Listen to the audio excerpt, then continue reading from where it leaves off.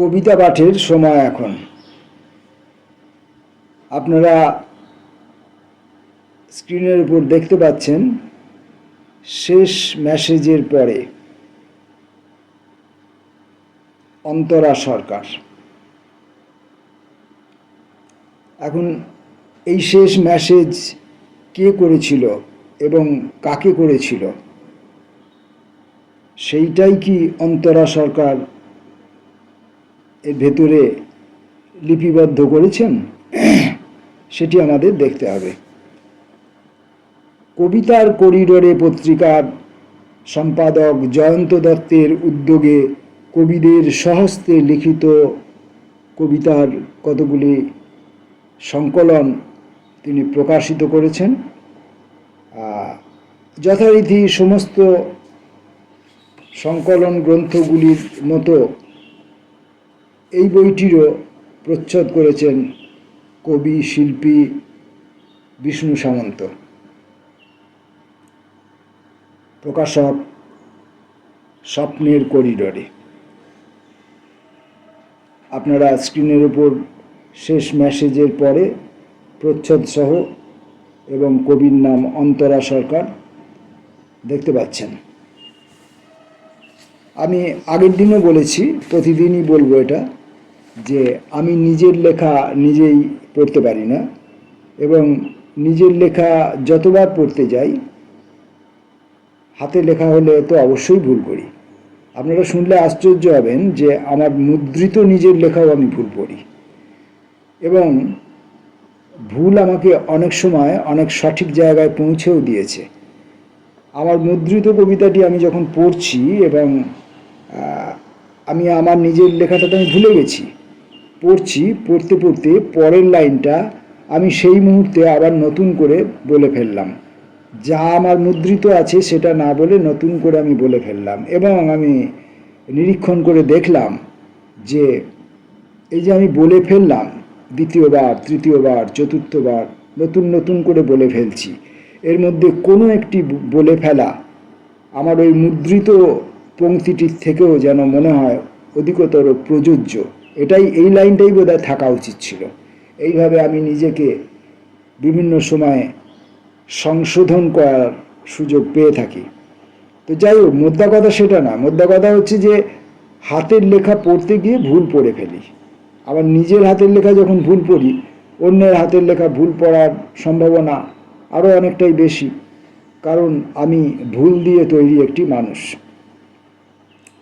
তখন অন্তরা সরকারের কবিতা পড়ব, তাঁর হাতের লেখা পড়ব, ভুল হতে পারে, তাই অন্তরা সরকারের কাছে করজোড়ে ক্ষমা চেয়ে রাখি প্রকাশক সম্পাদক জয়ন্ত দত্তর কাছে এবং ক্ষমা চেয়ে রাখি যে দু চারজন শ্রোতা বন্ধু আমার আছেন তাদের কাছে।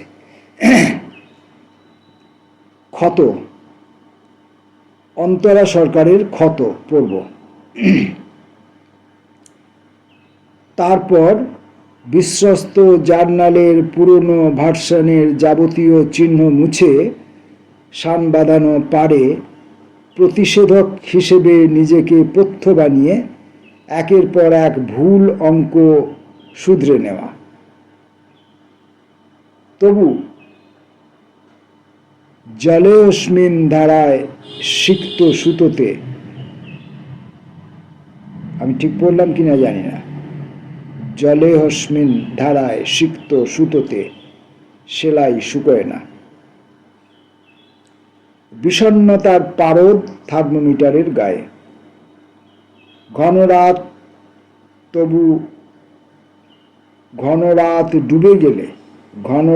ডুবে গেলে জ্যোৎস্নার শরবত বিলোব, বা জ্যোৎস্নার শরবত।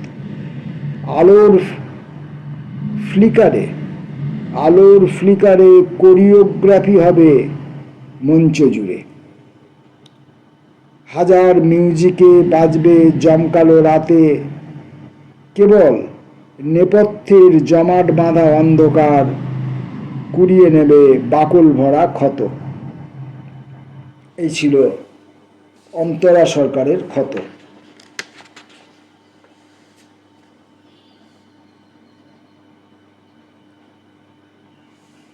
পরে অন্তরা সরকারের কবিতাটির নাম যা লেখা রয়েছে তাতে মনে হচ্ছে নট রিচেবল। দেয়ালের গায়ে সিসিটিভি ক্যামেরা।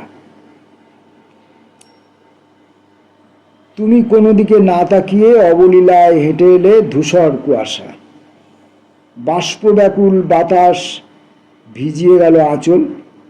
এক একটি কোরক ছাড়িয়ে সূর্য ফোটালাম রাতে। সুনীলের মতো জলে নেমে শালুক তুলে আনলাম। সুনীলের মতো জলে নেমে শালুক তুলে আনলাম। ঘর ভরা জোনাকি। কোঁচড় ভরা অমল দাস। সুনীলের মতো জলে নেমে শালুক তুলে আনলাম। ঘর ভরা জোনাকি, কোঁচড় ভরা অমল দাস। মরশুম শেষে পরিযায়ী পাখির মতো সীমান্ত পেরিয়ে বেদনায় গাঢ় হয়ে ওঠে অনিকেত কালো রং। অনিকেত কালো রং। অনিকেত কালো রং। নানা রঙা ফুটেজ ক্যামেরায় কিছুতেই ডিলিট হয় না যে।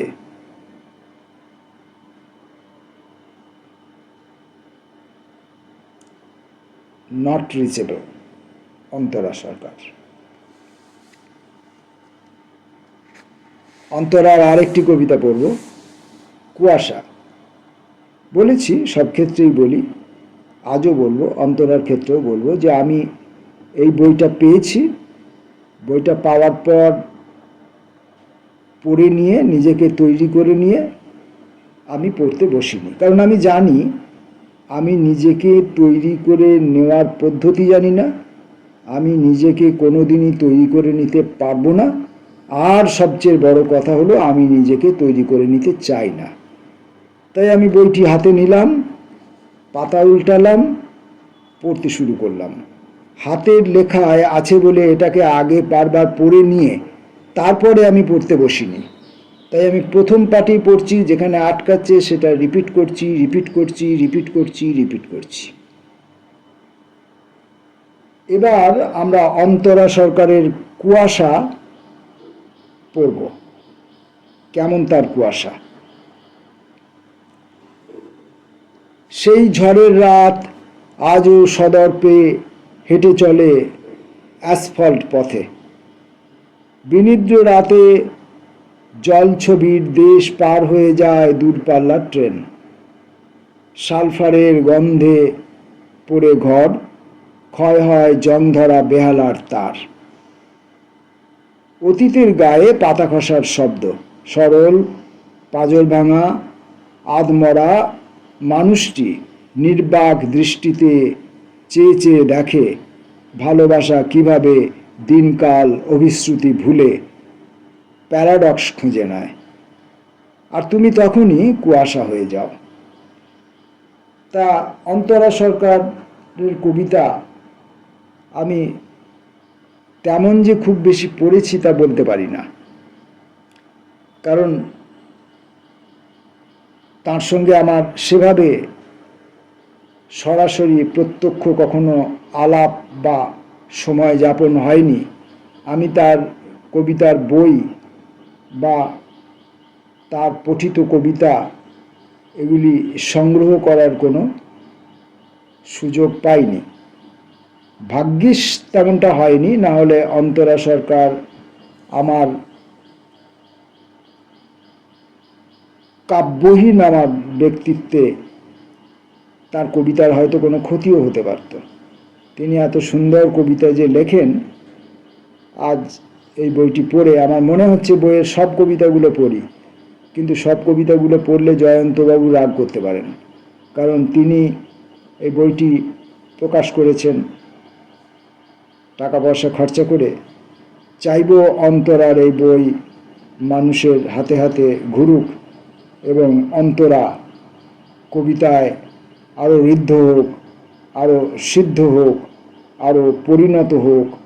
অন্তরা স্বয়ং কবি হয়ে উঠুন। অন্তরার শেষ মেসেজের পরে এই যে কবিতার বইটি, নিশ্চয়ই এখানে শেষ মেসেজের পরে বলে কোনো একটি কবিতা থাকলে থাকতেও পারে, কিন্তু সেটি আর আমি পড়ব না আজকে।